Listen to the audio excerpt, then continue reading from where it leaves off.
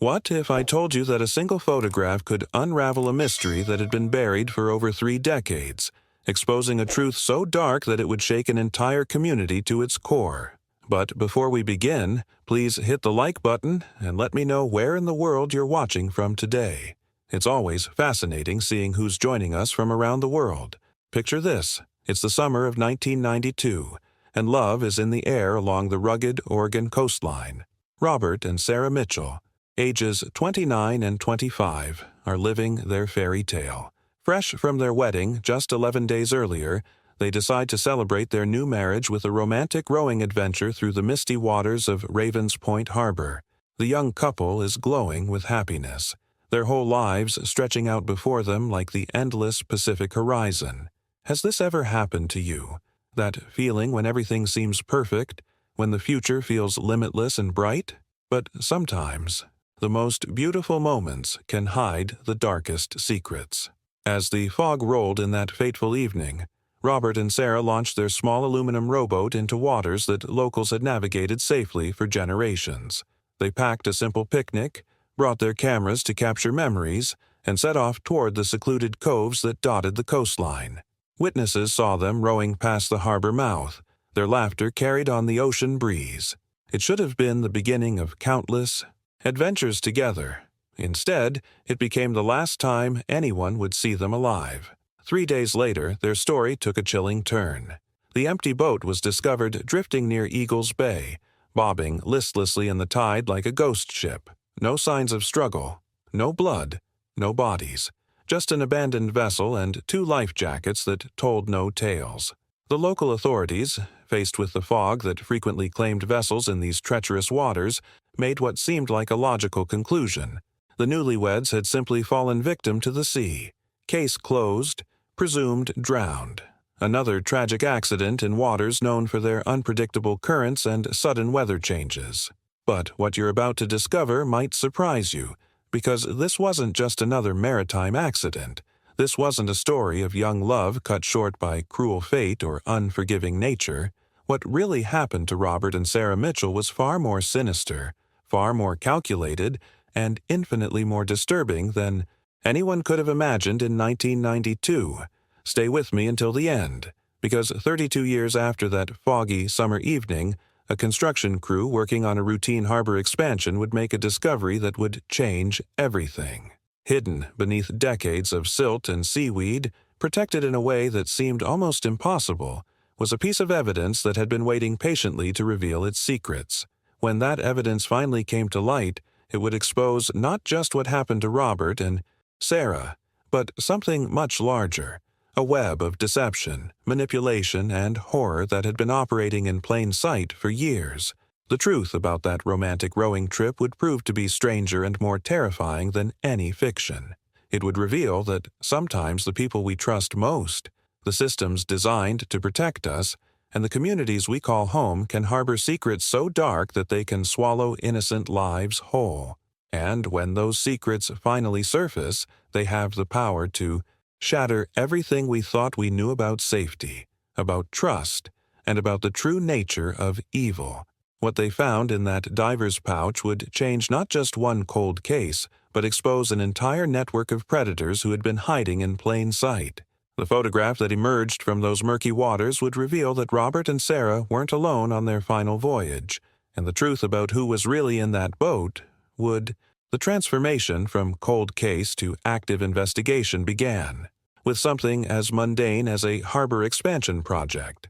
In August 2024, 32 years after Robert and Sarah vanished, a construction crew was dredging the murky waters of Ravens Point Harbor. The workers were focused on routine expansion work, moving sediment and debris that had accumulated over decades. But sometimes, the most extraordinary revelations come from the most ordinary moments.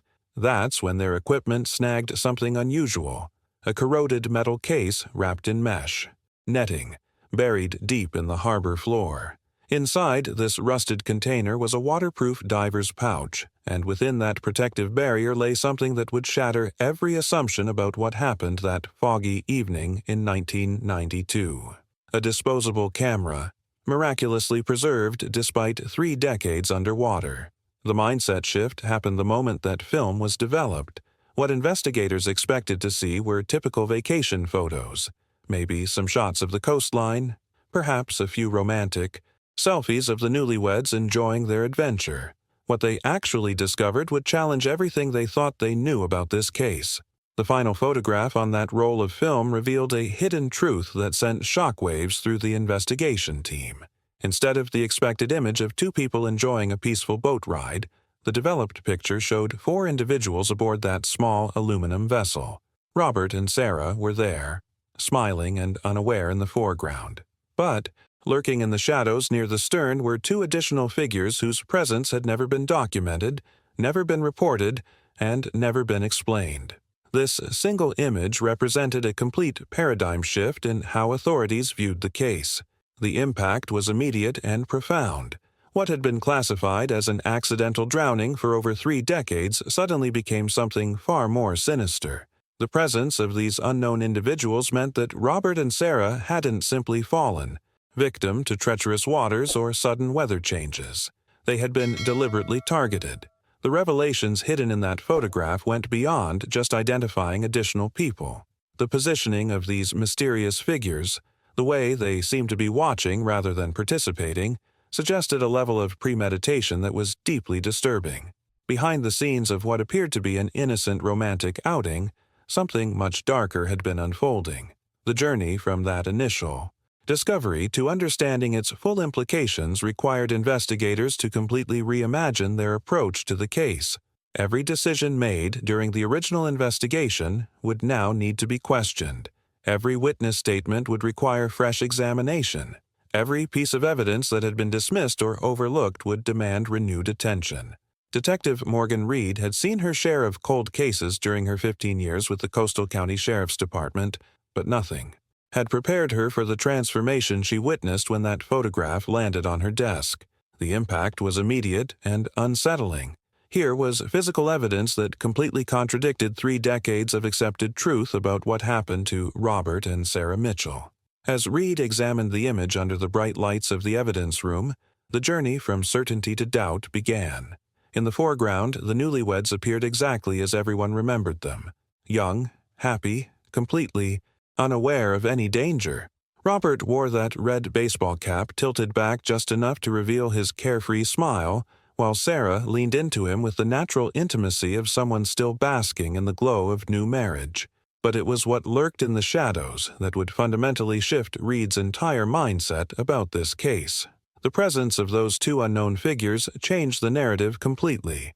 Behind the scenes of what had been assumed to be a tragic accident, there was clear evidence of something far more calculated and sinister.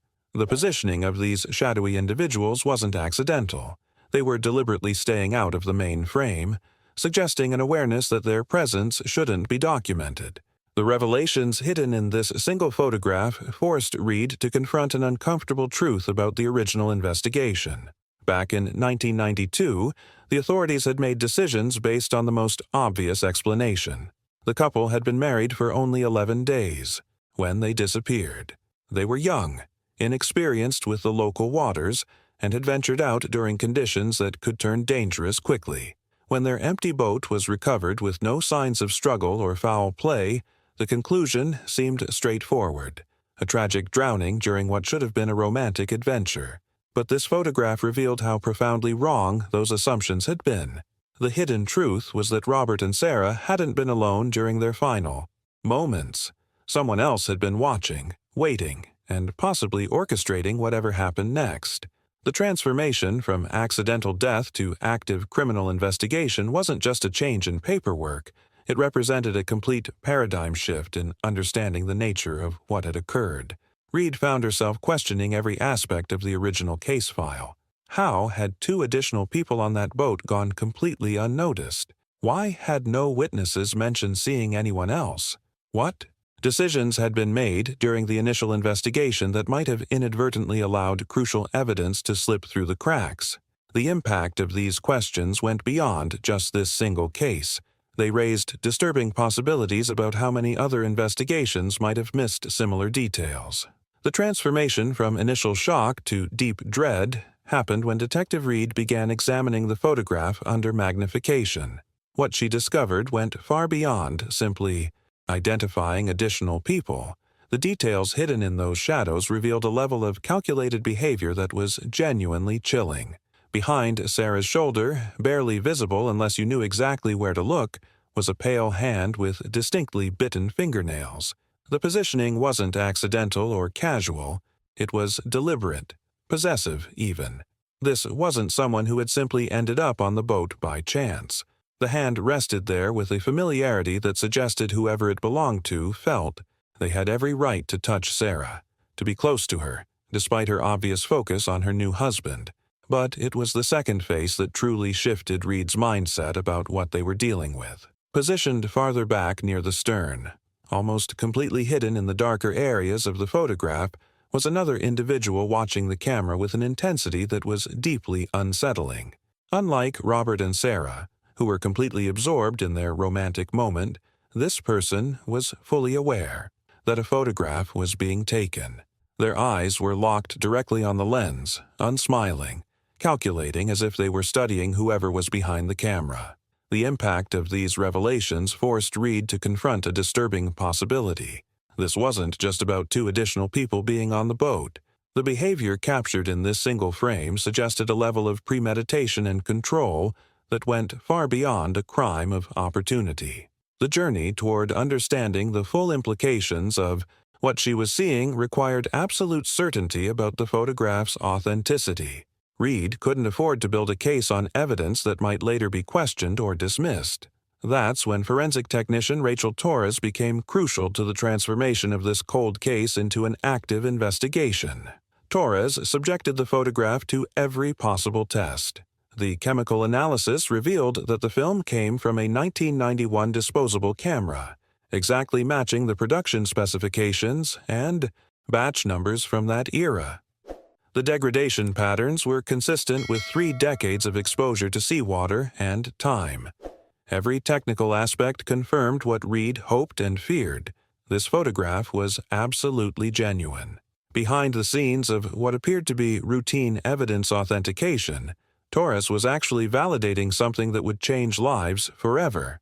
The decisions made during this forensic examination weren't just about verifying an old photograph, they were about confirming that everything everyone had believed about Robert and Sarah's disappearance was fundamentally wrong. The hidden truth revealed through this authentication process was that somewhere out there, for 32 years, the real perpetrators had been living with the knowledge of what they had done while an entire community mourned what they believed was a tragic accident.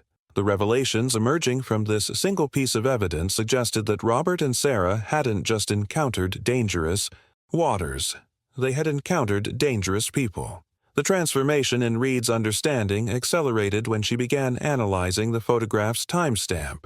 The image was captured at exactly 6:14 p.m. on July 12, 1992, which placed it roughly 40 minutes before dockworker Thomas Bishop last reported seeing Robert and Sarah rowing past the harbor entrance. This timing revelation fundamentally shifted the entire timeline of events and raised disturbing questions about what had transpired during those crucial 40 minutes. The impact of this discovery forced Reed to confront an uncomfortable reality about how witness testimony had been handled during the original investigation. The mindset back in 1992 had been to focus on the most straightforward explanation, which meant that anything that didn't fit the accidental drowning narrative was often dismissed or overlooked. But now, with concrete photographic evidence proving that additional people were indeed present, Reed needed to revisit every statement that had been deemed unreliable. That journey led her back to Thomas Bishop's original testimony, and what she found there would prove to be another crucial piece of the puzzle. Bishop hadn't just reported seeing the couple rowing out that evening. He had actually mentioned observing additional people on the dock who didn't board the boat, but seemed to be watching the departure with unusual intensity. The hidden truth was that his statement had contained vital information all along, but the decisions made by investigators at the time had led them to categorize his observations as unreliable or irrelevant. Behind the scenes of that original investigation, Bishop had described feeling uneasy about these watchers. He'd noted that they didn't wave goodbye, didn't call out well wishes, didn't behave like friends or family seeing the couple off. Instead, they maintained a focused surveillance that gave him what he later described as a bad feeling. The Hisichiwas. Revelations emerging from Reed's re-examination showed how this witness had actually provided crucial intelligence that could have changed the entire direction of the case. The transformation from dismissed testimony to key evidence highlighted a fundamental issue with how the original investigation had been conducted. When witnesses provide information that doesn't align with the prevailing theory, there's often a tendency to explain it away rather than explore its implications.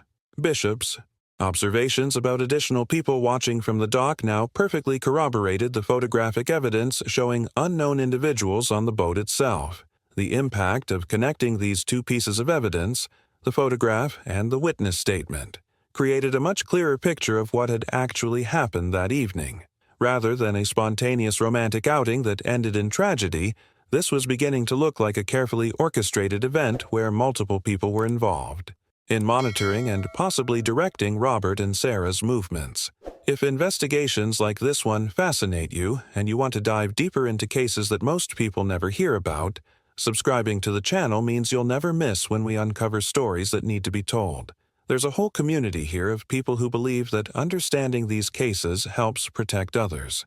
The transformation from cold case to active investigation required Reed to make a decision that would fundamentally alter how this tragedy was understood by the community, the families involved, and law enforcement itself. After reviewing all the evidence, the photograph, the timestamp, the witness testimony that had been previously dismissed, she took the crucial step of formally reopening the case. The impact of changing the status from presumed drowned to active investigation represented more than just administrative paperwork. It was an acknowledgement that Robert and Sarah Mitchell hadn't simply been lost to the sea, but had likely been taken by people who had evaded justice for over 3 decades. This mindset shift opened up investigative avenues that had been closed since 1992. Behind the scenes, Reed understood that she was now searching for perpetrators rather than trying to explain an accident. The hidden truth was that somewhere out there, the people responsible for whatever happened to Robert and Sarah had been living their lives, possibly assuming they had gotten away with the perfect crime. The revelations emerging from this single photograph had the power to change all of that. The journey toward uncovering more evidence led Reed to Riverside Marina, where she hoped to find records that might shed light on the boat rental and the events surrounding that fateful day. What she discovered there would prove to be another crucial piece in understanding the full scope of what had transpired. Peter Bishop, nephew of the original dock worker Thomas Bishop, had maintained the marina's operations with an attention to detail that would prove invaluable to the investigation. Peter had preserved something that most businesses would have discarded long ago: detailed rental logs from 1991 through 1993. These weren't just basic transaction records, but comprehensive documentation that included checkout times, return schedules, boat conditions, and even notes about customer behavior. The transformation from a routine business visit to a gold mine of evidence happened when Peter unlocked that old filing cabinet and revealed the meticulous records his uncle had maintained. The impact of discovering these preserved logs couldn't be overstated. In an age before digital record-keeping, most marinas from that era had long since discarded their paper trails. But Peter's uncle had been old school, logging everything by hand with a precision that now seemed almost prophetic. These documents represented a window into the exact activities happening at the marina during the critical period when Robert and Sarah disappeared. The decisions made by Thomas Bishop to maintain such detailed records were about to pay dividends in ways he could never have imagined. Behind the scenes of what appeared to be routine marina operations, these logs contained information that could potentially identify every person who had access to boats during the time frame in question. The transformation from confusion to absolute shock happened when Reed found the entry for boat number 15 in Thomas Bishop's meticulous logs. What she discovered there would fundamentally challenge everything the official reports had documented about the recovery timeline. According to the marina records, Robert and Sarah's rental boat had been logged as returned on July 13th at 6:12 p.m., signed with the initials NP in handwriting that was completely different from the familiar block letters that Thomas typically used. The impact of this discovery was staggering because it meant the boat had allegedly been returned a full day before authorities officially recovered it, drifting near Eagles Bay. This wasn't just a discrepancy in paperwork. It was evidence that someone had deliberately manipulated the timeline of events, creating a false narrative about when and how the boat was found. Behind the scenes of what appeared to be a routine rental return, something far more sinister had been taking place. The hidden truth revealed in those log entries suggested that whoever signed those initials, NP, had not only had access to the boat after Robert and Sarah disappeared, but had taken the time to return it to the marina and document that return in a way that would blend seamlessly with normal business operations. The revelations became even more disturbing when Reed examined the notes accompanying that mysterious return entry. The log indicated that the boat needed cleaning and had an extra life jacket on board. These details contradicted every official report from the recovery operation and suggested a level of premeditation that was genuinely chilling. The decisions made by whoever returned that boat weren't random or panicked. They were calculated and methodical. The journey toward understanding the full implications of this evidence required Reed to confront a deeply unsettling possibility. If someone had returned the boat to the marina and then somehow arranged for it to be discovered, drifting the following day, it meant the entire recovery narrative had been orchestrated. The mindset shift was profound. This wasn't about finding clues to solve an old mystery, but about unraveling a carefully constructed deception that had fooled investigators for over 3 decades. The transformation in how Reed viewed the case accelerated as she realized that the extra life jacket mentioned in the log entry had never appeared in any official inventory. This suggested that evidence had been either removed or planted, depending on the perpetrator's needs. The impact of understanding that the boat had been deliberately staged to look like it had been drifting abandoned was that it confirmed this was no accident, no random crime of opportunity. The transformation from isolated clues to a comprehensive understanding happened when Reed began connecting all the evidence she had gathered. The photograph showing 4 people instead of 2, the suspicious marina log entries with unfamiliar initials, the witness testimony that had been dismissed, and the manipulated timeline all began forming a pattern that was impossible to ignore. This wasn't the random work of opportunistic criminals. The level of coordination suggested that Robert and Sarah had been deliberately targeted by individuals who understood exactly how to manipulate both the crime scene and the subsequent investigation. If this investigation kept you engaged and you appreciate the detailed work that goes into uncovering these stories, hitting that like button helps other people discover cases they need to hear about. It's a simple way to make sure important stories reach the people who care about justice. The impact of this realization fundamentally shifted Reed's mindset about what kind of perpetrators she was dealing with. Behind the scenes of what appeared to be a spontaneous tragedy, there had been careful planning, strategic thinking, and knowledge of how law enforcement would likely respond. The hidden truth emerging from this evidence was that the couple hadn't simply encountered dangerous people, they had walked into a trap that had been specifically designed for them. The journey toward understanding the full scope of this deception led Reed to seek out anyone who might have harbored similar suspicions over the years. That search brought her to the doorstep of retired Deputy Edward Klein, now 69 years old, who had filed the original boat recovery report back in 1992. What she discovered during their conversation would validate her growing concerns about how the original investigation had been conducted. Klein's revelations were both vindicating and deeply troubling. For over 3 decades, he had carried suspicions about the case that he had never been able to voice or pursue. The decisions made during the original investigation had prioritized quick closure over thorough examination, and Klein had been pressured to accept the accidental drowning explanation despite his instincts telling him otherwise. The transformation in his demeanor during their interview was palpable. Finally, someone was willing to listen to concerns he had been forced to suppress for decades. Behind the scenes of that 1992 investigation, Klein had noticed inconsistencies that bothered him but hadn't aligned with the department's preferred narrative. The impact of finally being able to share these observations was that Reed gained access to institutional knowledge that had been buried under years of accepted conclusions. Klein's testimony revealed that there had been other people within law enforcement who had questions about the case, but the mindset at the time had been to avoid complications that might prolong what seemed like a straightforward tragedy. The revelations from Klein's suppressed concerns added another layer to Reed's understanding of how this deception had been maintained for so long. It wasn't just that evidence had been overlooked, it was that people who noticed problems had been discouraged from pursuing them. The transformation from suspicion to concrete evidence happened when Klein reached into a dusty filing cabinet and pulled out documents that officially didn't exist. What he revealed next would fundamentally change Reed's understanding of how deep this deception actually went.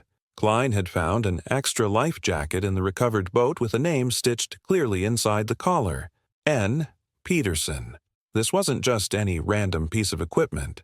It was evidence that directly connected a specific individual to the crime scene. The impact of this revelation was staggering because Klein had documented this discovery in his original report, but somehow that crucial piece of evidence had mysteriously vanished from the official case file. The hidden truth was that someone with access to the investigation had deliberately removed this information, ensuring that Nicholas Peterson's connection to the case would never be pursued. Behind the scenes of what appeared to be routine evidence processing, a cover-up had been systematically implemented. The journey toward understanding who Nicholas Peterson was revealed a pattern of behavior that was deeply unsettling. Klein described him as someone who had worked part-time at the marina during the summer of 1992, always paid in cash, never appearing on any official employment records. The decisions made to keep Peterson off the books weren't just about avoiding taxes or paperwork. They were about maintaining his invisibility within the system.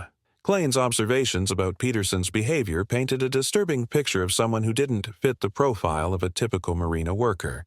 He lived in a trailer near Pine Valley, kept to himself, and had what Klein described as an unsettling tendency to watch people with an intensity that made others uncomfortable. The mindset of someone who observes rather than participates, who studies potential victims rather than simply doing their job. The revelations about Peterson's presence at the marina during the exact time frame when Robert and Sarah disappeared created a direct link between the mysterious initials NP in the rental logs and an actual person who had both access and opportunity. The transformation from anonymous initials to identified suspect represented a major breakthrough in understanding how this crime had been orchestrated. Behind the scenes of Peterson's employment at the marina, there had been a deliberate effort to keep his presence unofficial and untraceable. The impact of this strategy was that when investigators initially looked for anyone who might have had access to the boats, Peterson's name never appeared in any employment records or witness statements. He had been hiding in plain sight, invisible to the very people who should have been investigating him. The transformation from individual suspect to coordinated conspiracy became clear when Reed traced Peterson's movements after the Mitchell case. 6 months following Robert and Sarah's disappearance, Peterson had abruptly vanished from the area, telling neighbors he was joining a religious community in Idaho. This sudden departure represented a classic pattern of behavior for someone trying to escape scrutiny, but the hidden truth was even more disturbing than Reed initially realized. The truth is, creating content that goes this deep into criminal investigations takes serious research and dedication. When you subscribe, you're supporting the kind of storytelling that refuses to let these cases disappear into forgotten files. Plus, you'll be first to know when we break down cases that are still unfolding today. The impact of investigating Peterson's supposed destination revealed that his story about joining a religious community was completely fabricated. No record existed of his arrival at any legitimate religious organization in Idaho or anywhere else. The decisions he made to create this false narrative showed a level of premeditation that suggested he had always planned to disappear if his activities came under investigation. Behind the scenes of what appeared to be a spiritual journey, Peterson had simply vanished into thin air, leaving no trace of where he had actually gone. The journey toward understanding the full scope of Peterson's involvement led Reed to search every location where he might have left evidence of his activities. That search brought her to an abandoned storage container behind the old bait shop, a forgotten relic from the area's more prosperous fishing days. What she discovered there would fundamentally shift her understanding of how many people had been involved in whatever happened to Robert and Sarah. Inside that dusty container, Reed found a customer logbook from 1990 through 1993, the kind of record that small businesses use to track sales of tackle, ice, and supplies to local fishermen and tourists. The revelations hidden in those mundane entries would prove that Peterson hadn't been working alone. On July 14th, just 2 days after the Mitchell couple disappeared, 2 names had been signed together in the same handwriting: N. Peterson and D. Rivers. The transformation from a single suspect to a coordinated team was profound. The mindset required to plan and execute something like this suggested individuals who understood each other's capabilities and could work together seamlessly. The impact of discovering this second name meant that Reed was now dealing with a conspiracy rather than the actions of one disturbed individual. Behind the scenes of what had appeared to be routine bait shop transactions, Peterson and Rivers had been documenting their presence in the area during the critical period following the crime. The hidden truth revealed by these signatures was that they felt comfortable enough to use their real names, suggesting they believed they had successfully covered their tracks and would never be connected to the disappearance. The transformation from mysterious accomplice to identified predator happened when Reed's database search revealed exactly who David Rivers was and why his partnership with Peterson was so deeply disturbing. Rivers had worked as an intake counselor at a correctional facility, a position that gave him direct access to vulnerable young people. His employment had been terminated in 1992 for what the records euphemistically described as boundary issues with juvenile detainees. The timing was chilling. His termination occurred just weeks before Robert and Sarah's disappearance. The impact of understanding Rivers' background fundamentally shifted Reed's mindset about what kind of operation she was investigating. This wasn't just about 2 random criminals who had targeted a young couple. The hidden truth was that Rivers had spent years in positions that gave him access to vulnerable individuals, studying their behavior, learning their weaknesses, and developing techniques for manipulation and control. Behind the scenes of what appeared to be a respectable career in corrections and youth services, Rivers had been perfecting skills that would later be used in far more sinister ways. The revelations emerging from his employment history showed a disturbing pattern that painted a picture of a sophisticated predator who understood exactly how to exploit institutional blind spots. The journey through Rivers' employment records revealed something even more alarming than his termination for boundary violations. He had a systematic pattern of moving between jobs every 2 years, always seeking positions that involved working with young people or vulnerable populations. Each termination included the same kind of vague language about inappropriate behavior and boundary violations, suggesting that multiple institutions had encountered problems with Rivers but had chosen to quietly move him along rather than pursue formal charges. The transformation in Reed's understanding of the scope of this conspiracy accelerated as she realized that Rivers hadn't just been randomly changing jobs. He had been strategically positioning himself to maintain access to potential victims while staying ahead of any serious investigation into his activities.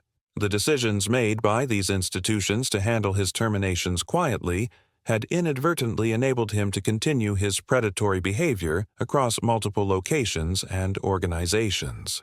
The impact of discovering this pattern was that Reed began to see Robert and Sarah's case not as an isolated incident, but as potentially part of a much larger series of crimes that had been facilitated by Rivers' ability to move through the system undetected.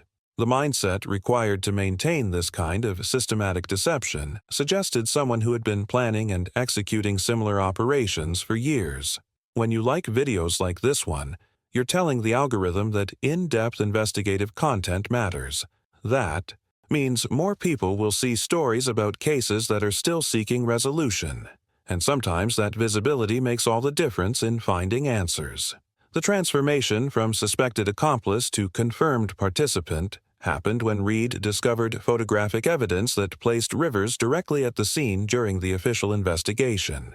In a 1992 newspaper photograph documenting the boat recovery, Rivers could be seen watching from the background, arms crossed, observing the proceedings with the detached interest of someone who knew exactly what had happened. The impact of this discovery was profound. It wasn't just that Rivers had been involved in the crime, but that he had been bold enough to return and watch law enforcement struggle to understand what they were dealing with. The hidden truth revealed by this photograph was that Rivers possessed a level of confidence that bordered on arrogance. Behind the scenes of what appeared to be a concerned community member, observing a tragic recovery operation, Rivers had been studying how effectively his deception was working. The mindset required to stand there and watch investigators examine evidence he had planted showed someone who believed he was intellectually superior to law enforcement and could manipulate them indefinitely. The journey toward understanding the full scope of Rivers' activities led Reed to follow every possible paper trail that might reveal where he had operated after leaving the area. That investigation eventually led her to trace utility bills from his last known apartment, which revealed payments to a storage facility under the alias Charles Dixon. The decisions made to use a false identity for the storage unit rental demonstrated the same calculated approach to covering his tracks that had characterized every other aspect of his behavior. The transformation from individual criminal to orchestrator of a larger operation became clear when Reed finally gained access to that abandoned storage unit. What she found inside would fundamentally alter her understanding of the scope of what she was investigating. The revelations emerging from that dusty container suggested that Robert and Sarah's case wasn't an isolated incident, but part of a systematic pattern of predatory behavior that had been carefully documented and preserved. The impact of discovering this storage unit was that Reed realized she wasn't just dealing with two individuals who had committed a single crime. The evidence hidden in that container indicated a level of organization and planning that suggested multiple victims, multiple locations, and a network of activity that had been operating for years. Behind the scenes of what appeared to be abandoned storage, Rivers had been maintaining detailed records of activities that would make any investigator's blood run cold. The transformation from criminal investigation to horror beyond imagination happened when Reed opened the storage containers inside that abandoned unit. What she discovered represented a level of systematic predation that challenged everything she thought she understood about human evil. The impact of finding hundreds of blank VHS tapes, technical manuals, and collections of clothing in various sizes was immediate and nauseating. This wasn't just evidence of a crime, it was proof of an operation that had been designed to document and preserve suffering for years. Behind the scenes of what appeared to be random storage, Rivers had created a detailed archive of predatory behavior that treated human beings like laboratory specimens. The hidden truth revealed in those meticulously organized files was that he approached his victims with the cold detachment of a researcher conducting experiments. The mindset required to maintain such clinical documentation while inflicting unimaginable trauma showed someone who had completely dehumanized the people he targeted. The journey from shock to absolute horror accelerated when Reed found the individual victim files, each one labeled with codes and session numbers that reduced human lives to data points. The revelations emerging from these documents painted a picture of systematic abuse that had been carefully planned, executed, and recorded. The decisions made to organize this information so methodically suggested someone who intended to review and possibly share these materials with others. The transformation in Reed's understanding of what had happened to Robert and Sarah became complete when she found the file marked Subject SW, Sarah Mitchell. The clinical language used to describe her was beyond disturbing. Intake notes, response to sedation, scheduled sessions. The impact of reading these documents was that Reed realized Sarah hadn't just been murdered. She had been treated like a test subject in some grotesque experiment. Behind the scenes of what the community had mourned as a tragic accident, Sarah had endured experiences that no human being should ever face. The hidden truth documented in those files was that Rivers and Peterson had approached their crimes with the systematic thoroughness of people who had done this before and planned to do it again. The revelations contained in Sarah's file suggested that her suffering had been prolonged, documented, and treated as valuable data for future reference. The transformation from documentary evidence to physical crime scene happened when Reed followed the location, references scattered throughout the victim files. Multiple documents pointed to Silverbrook Lake, a remote stretch of water 40 minutes inland from the coast. The impact of discovering this location was that it provided a concrete destination where these horrors had actually taken place, transforming abstract documentation into a tangible site where real suffering had occurred. Behind the scenes of what appeared to be routine property ownership, land records revealed a cabin registered under a defunct LLC with no traceable ownership.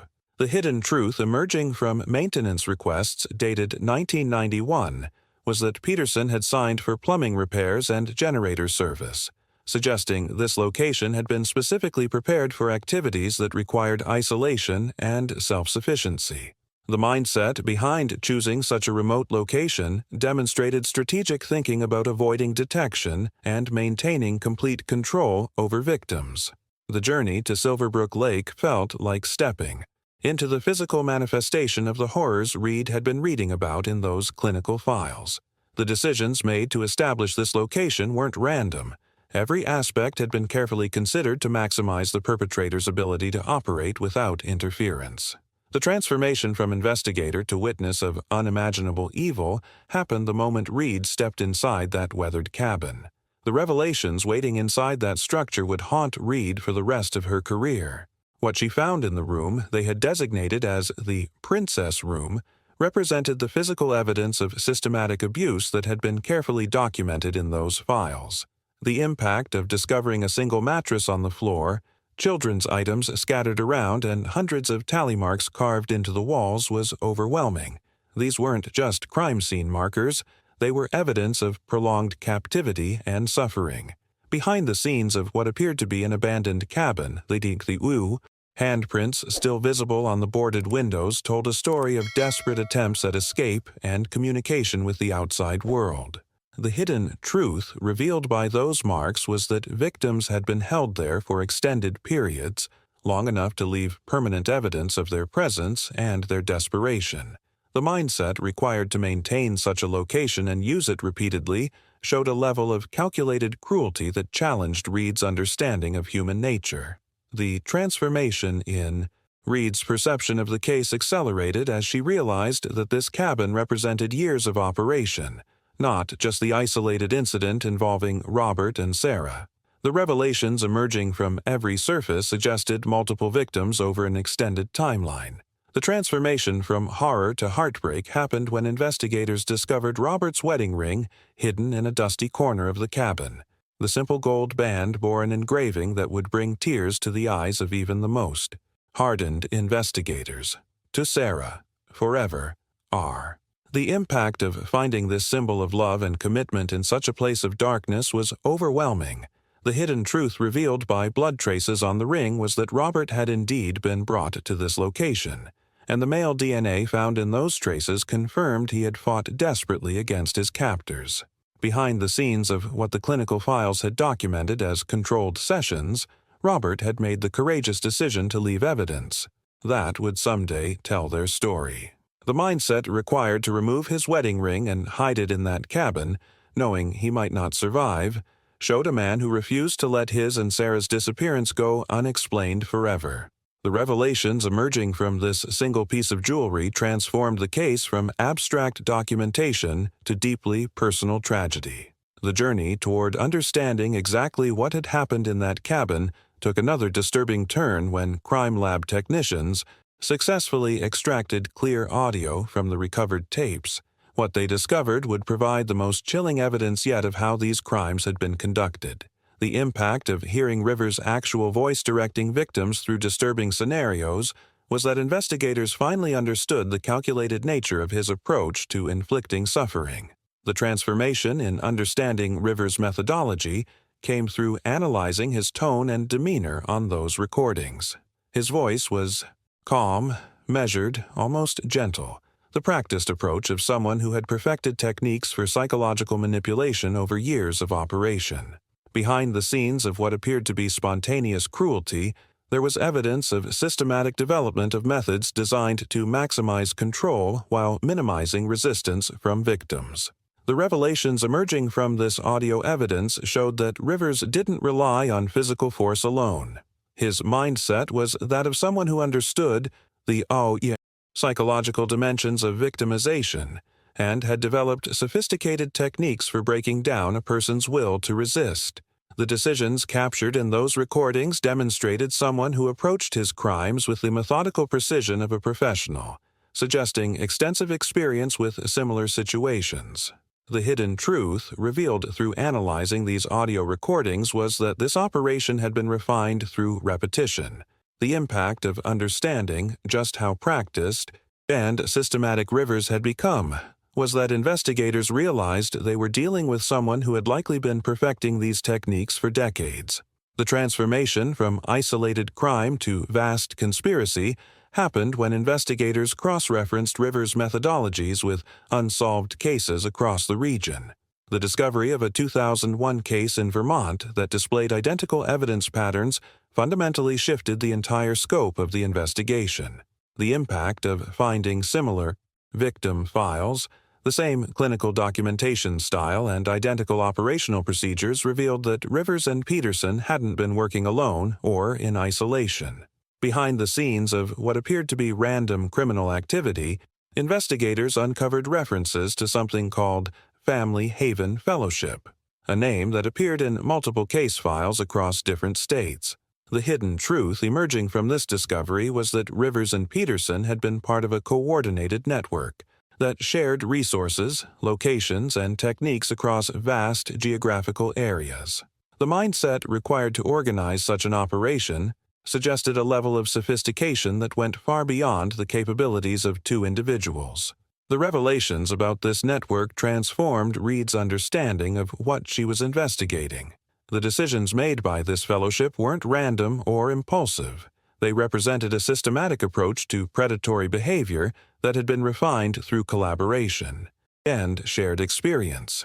The journey from local investigation to multi-state conspiracy meant that Robert and Sarah's case was likely just one incident in a much larger pattern of crimes that had been carefully coordinated and concealed.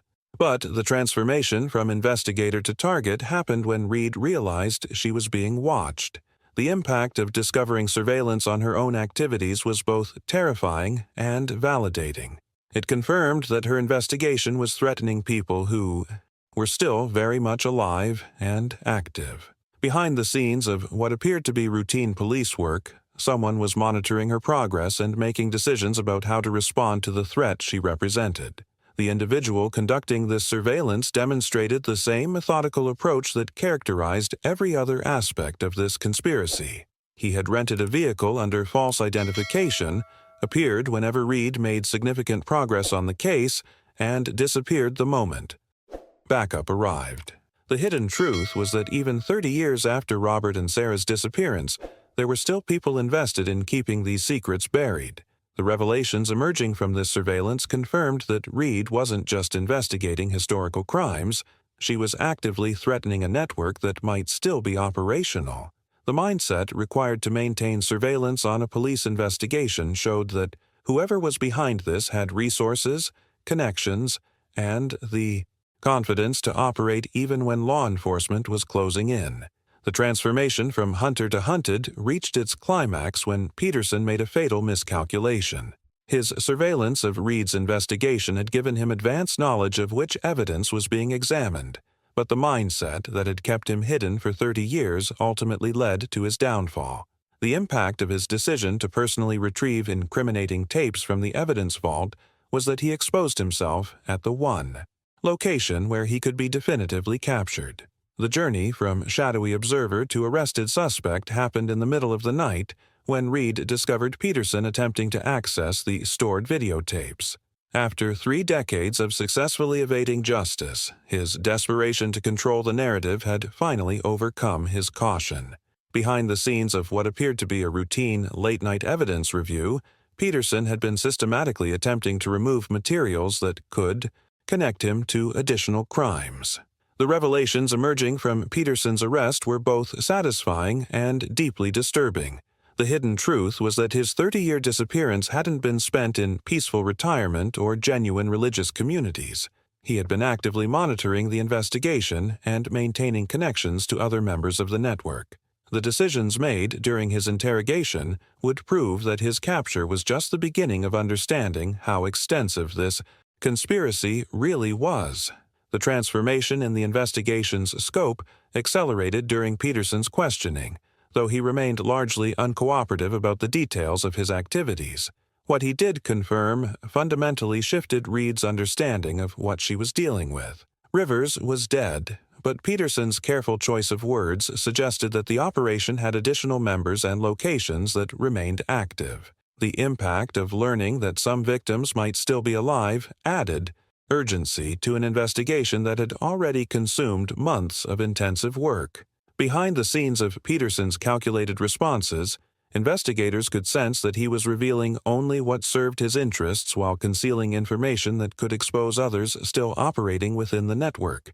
The mindset required to maintain loyalty to criminal associates even when facing life imprisonment showed someone who understood the consequences of betraying the Family Haven Fellowship.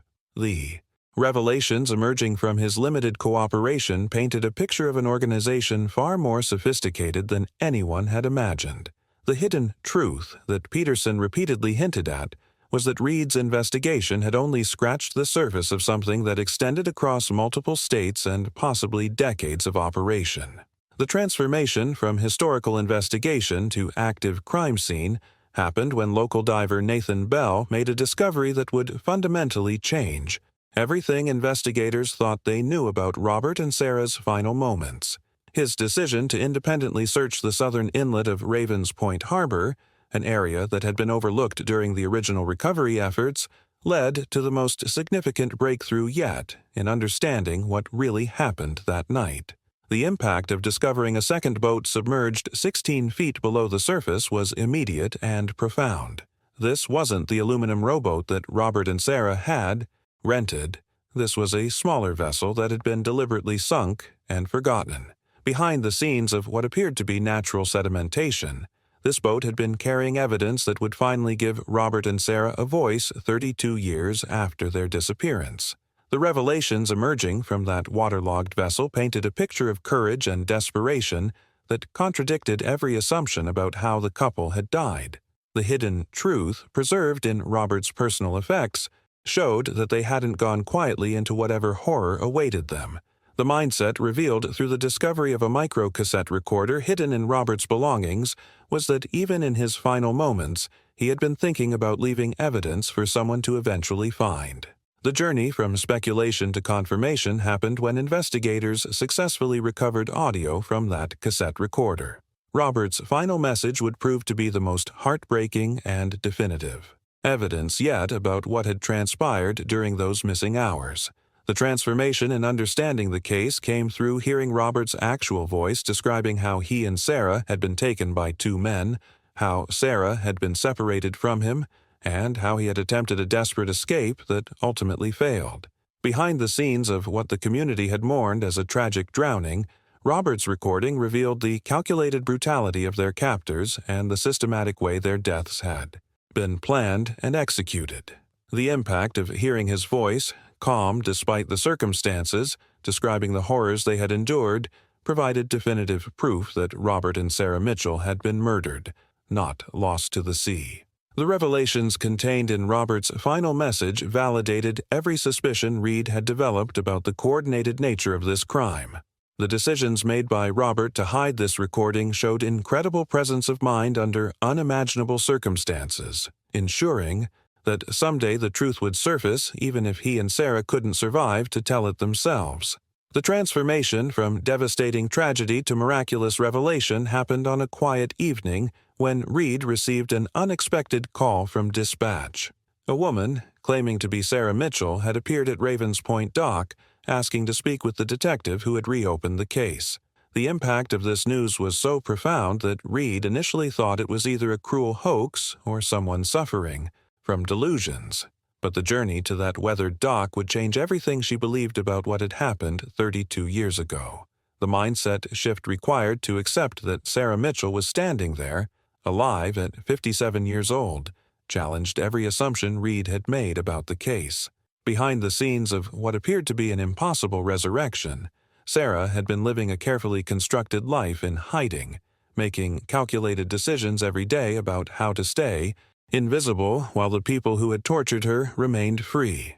The hidden truth was that Sarah had survived not just the initial attack, but 3 decades of fear that the network would find her if she ever came forward.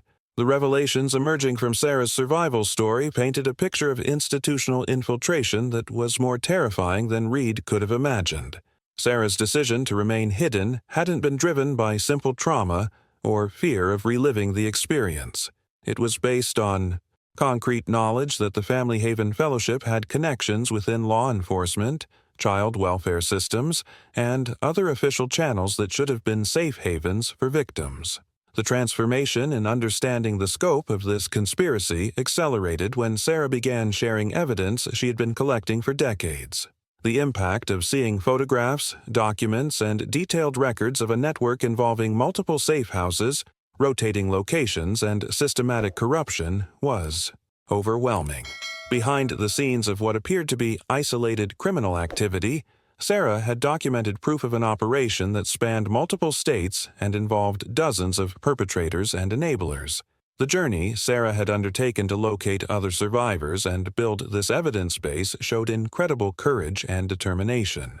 Her mindset had evolved from victim to investigator, spending years carefully documenting the network while staying far enough off their radar to remain safe. The hidden truth she revealed was that she hadn't been the only one to escape. There were other survivors out there, and some of them had been working together to build a case that could finally bring down the entire organization. The revelations about the network's infiltration of official systems explained why traditional law enforcement approaches had failed to uncover this conspiracy for so long. The decisions made by corrupt individuals within these systems had protected the operation while silencing or discrediting anyone who got too close to the truth.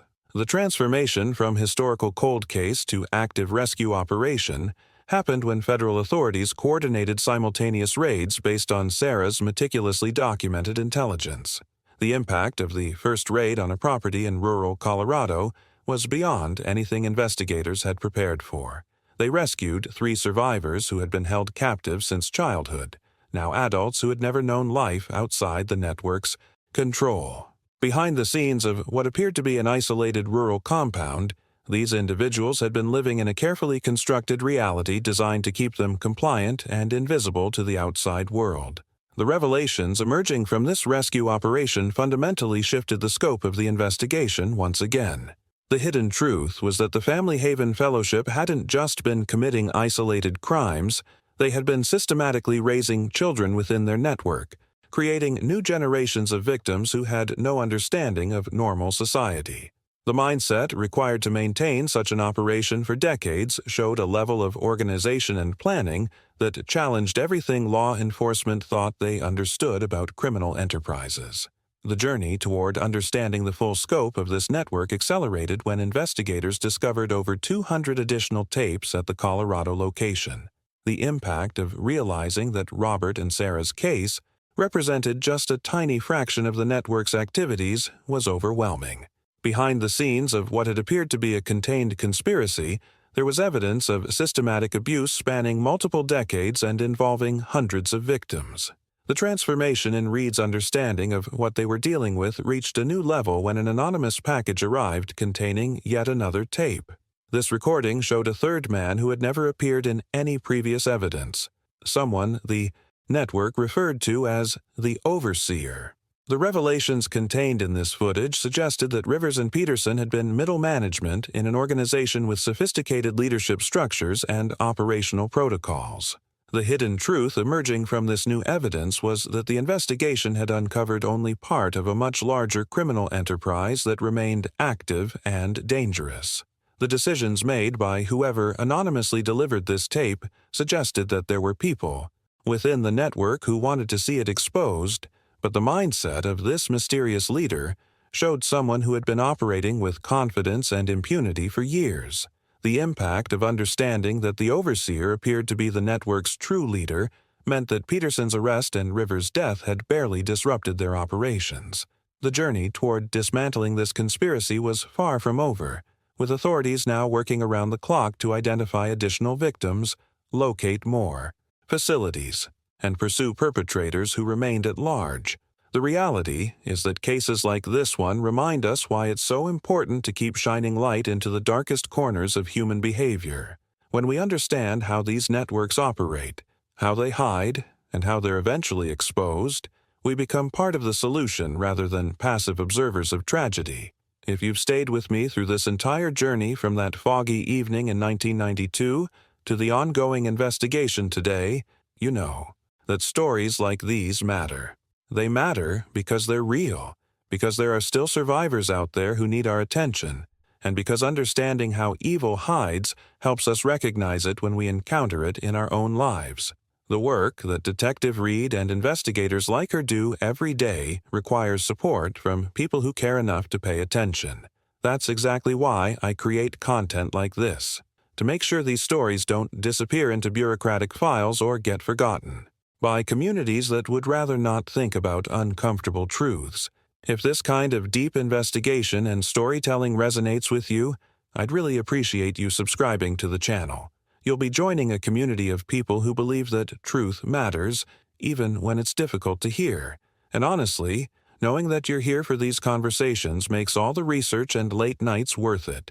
For everyone who made it all the way to the end of this investigation, leave me a comment saying, "Justice never stops."